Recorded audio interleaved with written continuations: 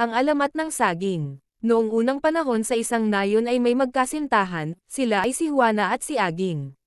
Sila ay labis na nagmamahalan sa bawat isa. Ngunit tutol ang mga magulang ni Juana sa kanilang pag-iibigan. Gayunpaman di ito alintana ni Juana. Patuloy pa rin siyang nakikipagkita kay Aging. Isang araw, naabutan sila ng ama ni Juana. Bigla itong nagsiklab sa galit at hinabol ng taga si Aging. Naabutan ang braso ni Aging at ito ay naputol. Tumakas si Aging at naiwang umiiyak si Juana. Pinulot niya ang putol na braso ni Aging at ito ay ibinaon sa kanilang bakuran. Kinabukasan, gulat na gulat ang ama ni Juana sa isang halaman na tumubong bigla sa kanilang bakuran.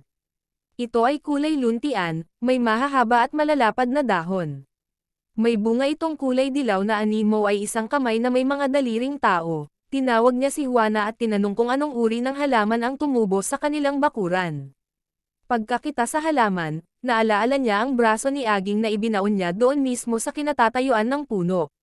Nasambit niya ang pangalan ni Aging. Ang punong iyan ay si Aging.